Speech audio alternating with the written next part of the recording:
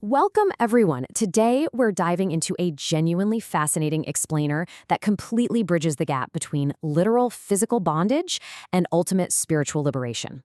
We're going to explore the ancient roots and the modern psychological practices of the Ovaisi Sufi path. We'll unpack how a massive historical sacrifice translates into our own modern quest for the divine within.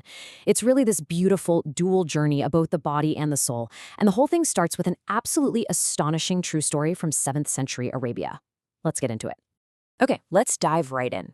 Before we even get to the deeply spiritual dimensions of today's topic, I want you to just ask yourself, what is the true price of freedom? Because for a Persian slave named Salman, living just south of Medina centuries ago, this wasn't some abstract philosophical debate. Not at all. It was a literal, physical, and honestly, a seemingly impossible ransom set by his master. 300. That is the exact number of date palms that Salman's master, a guy from the Bani Qurayza, demanded he plant to buy his freedom. But of course there was a catch. He couldn't just dig holes and toss them in. Oh no. Every single one of those 300 palm shoots had to take root and thrive. Now, if you've ever struggled to keep a single tiny houseplant alive on your windowsill, you know that securing and successfully growing 300 palms out in the desert, that's an insurmountable hurdle for a guy who owned absolutely nothing. And as if that wasn't staggering enough, this impossible ransom also required 40 ounces of gold on top of it. I mean, we're talking about a massive, completely unattainable cost. But this impossible price tag perfectly sets the stage for an incredible historical moment. We're about to see community effort and profound spiritual intervention unfold in a way that literally no one saw coming. Section 1. The Price of Freedom. So this historical account of what became known as the Garden of Salman al-Farsi takes our very abstract ideas of liberty and grounds them in real physical soil. This isn't just a metaphor we're talking about.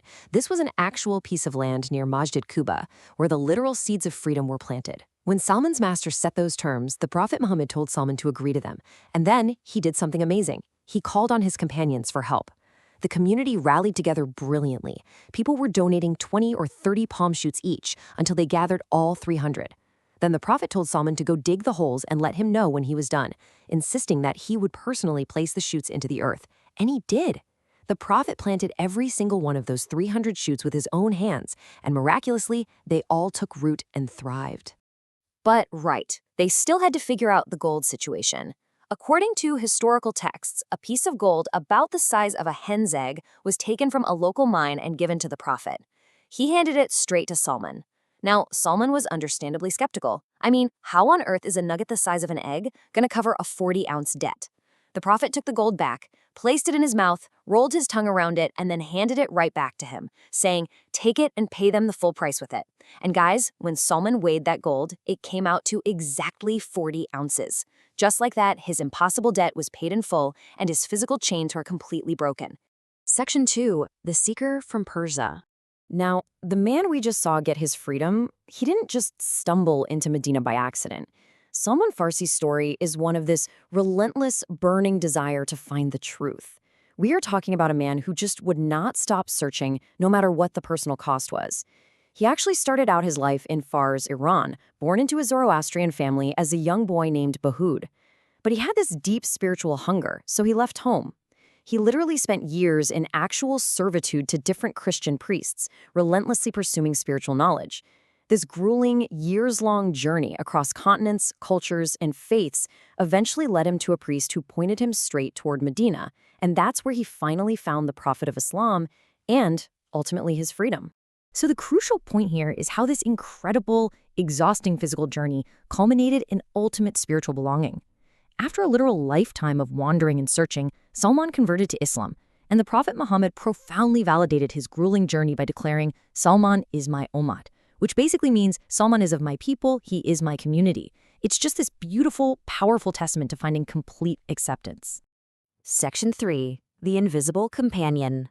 Okay, so we've just explored a man who traveled across entire continents and endured slavery just to be physically near the Prophet. Now, we're going to completely pivot to a man whose journey was entirely internal. And this really illustrates the core dichotomy that birthed the Ovaisi Sufi order. On one side, right, you have Salman al-Farsi, defined by his physical proximity and grueling travel. But on the flip side, you have a man named Owais Qarani. Owais stayed in Yemen. He never once physically met the Prophet, never. Yet his spiritual proximity was so intense, so profound, that it became legendary all on its own. You see, Owais recognized the Prophet inwardly. Their spiritual connection was so crystal clear that the Prophet could perfectly describe Owais to his companions over in Medina. Without ever laying eyes on the man, the Prophet foretold that Owais was a lowly man of middle height who had this specific white spot, exactly the size of a silver dirham coin, right on his palm and on his left side. He even told his companions, Umar and Ali, to go seek Owais out and ask him to pray for their people. It's honestly mind-blowing. And this incredible connection brings us to a really profound concept, Owaisi transmission. This is the idea of receiving esoteric, spiritual knowledge from a master inwardly without any physical contact at all, exactly what Owais experienced. It's this foundational belief proving that anyone, anywhere, at any time can cognize God directly. And this exact idea of internal cognition, it forms the absolute bedrock of the modern Maktab Tariqat Owaisi, or MTO Shama Khasudi school of Islamic Sufism today. Section 4. The Kingdom of the Heart. Now that we've seen the historical roots and wrapped our heads around this concept of internal transmission, let's explore how this actually translates into the psychological and mystical practices of Sufism today. I mean, how does a seeker actually cultivate this internal connection? To understand that, we can look at a classic 12th century Persian epic poem by Attar of Nishapur. It's called The Conference of the Birds. In this allegory, a wise hoopoe bird leads 30 birds across 7 treacherous valleys to find their ultimate king, the great Simorg. But get this, when they finally arrive, there is no external king sitting on some golden throne. Instead, they look into a lake and see their own reflection. In Farsi, the word sin means 30, and morg means bird. The great Simorg was them all along. The ultimate realization here is that the divine is found within. So how do we cross our own valleys to find this reflection? Well, Hazrat Shah Makhsud, who was the 42nd master of the Owaisi order, outlines this journey beautifully in his poem about the 7 stages of the heart. First up, the seeker must seek and yearn. That yearning builds faith, which then blossoms into love. The 4th stage is becoming one with existence, and that leads directly into true unity. This unity brings about a state of pure ecstasy. And finally, the 7th stage is annihilation, or fana, which is where the soul cultivates its own inner garden, dropping all ego to completely manifest the divine. Section 5. A living spiritual legacy. Now, let's move forward and see how this builds, because these ancient stages and historical sacrifices, they aren't just footnotes gathering dust in a textbook. They are actively practiced today in contemporary America and all around the globe through the MTO Shama Ghazudi school. The Owaisi order uses highly accessible, very specific practices to help seekers traverse those 7 valleys we just talked about. You have Tamerkos, which is a specialized form of meditation and concentration. There is Dhikr, the rhythmic remembrance of God. They practice both inward and outward prayer. And it's all aimed at this continuous active process of overcoming worldly attachments.